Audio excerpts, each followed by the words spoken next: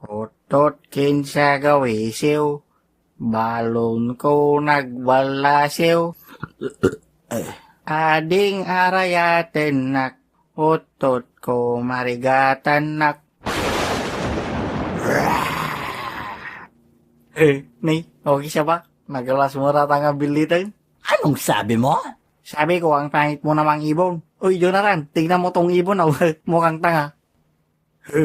Gagi. Hindi ako ibon. Isa ako nakakatakot na manananggal. Manananggal. Mananglaglag. Hayop ka. Aswang na lang. Hala, ano? Aswang? Oo. Yung pumapatay ng tao. Oo. Yung malaking tao na nagsisigarilyo sa puno. Hindi. Iba. Kapre yun. Mag-aral ka nga ng chemistry. Ayo pala, ikaw yung kumakain ng baby na nasa tiyan pa lang. Oo. Bakit? Natatakot ka na ba? Hindi, okay lang naman. Bakit hindi? Isa ako nakakatakot at malakas na halimaw. Oh, kung malakas ka, bakit di ka garod magpatubo ng paa mo? Ikaw, bakit di ka magpatuli? Ay okay, sorry na garod. Magdasal ka na para sa buhay mo. Ang pangit ng katawa mo. Ay, sorry. Bakit? Ako yung next mong kakainin? Oo, kaya simula ngayon, tumakbo ka na. Hindi pwede. Busog kasi ako. Baka magka-appendix ako. Dami ko pa namang pinulutan kanina. Ay, sakto, may natira pa. Pwede ka munang may kain doon. Hindi. Dahil laman ng tao ang kinakain ko.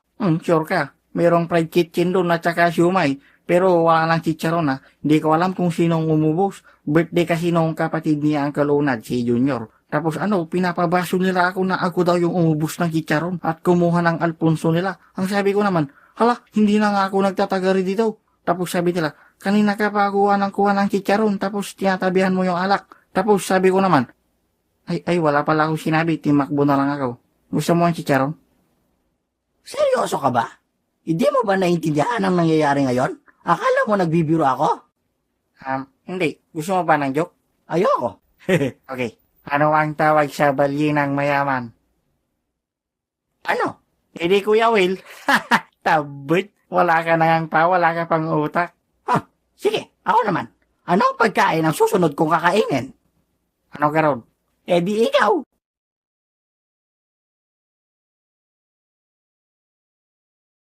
Tanga.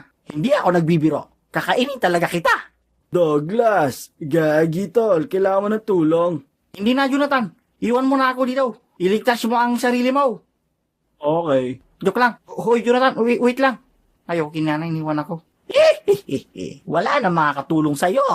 Hala, bakit mo kasi ako papatayin? Langya, bakit ba ang dami mong tanong? Ay, sorry. Siguro talagang problemado lang talaga ako ngayon. Ako rin, simula nung nakausap kita. Alam mo yon, lagi na lang akong nire-reject sa nililigawan ko kasi wala daw akong trabaho. Tinanggal ka sa trabaho. Hindi naman sa ganon. Hindi ka tinatanggap. Hindi naman ako naghahanap. So tamad ka lang. Ay, huwag ka namang judgment. Alam mo, mahirap din ang pagiging aswang.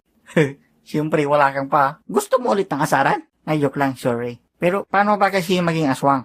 Ayon, kailangan mo na 2 valid IDs, dapat college graduate ka. Tapos dapat wala kang bisyo. At higit sa lahat, wala ka rin tato. Okay na, pati sa pagiging aswang, di ako pwede. Alam mo, lahat ng tao may kanya-kanyang tadhana. Malay mo, ganyan ka ngayon. Tapos pagdating ng araw, ganyan ka pa rin. Kailangan mo lang talaga magsikap at sabayan ng dasal. Oh, thank you Sorry, may utak ka pala. So pwede na ba kita kainin ngayon? Ay sige, kakain lang karot ako para may pandagdag sa panlasa mo, di ba? Wala, ano kinakain mo? Boy bawang, bakit? Gusto mo? Buisit!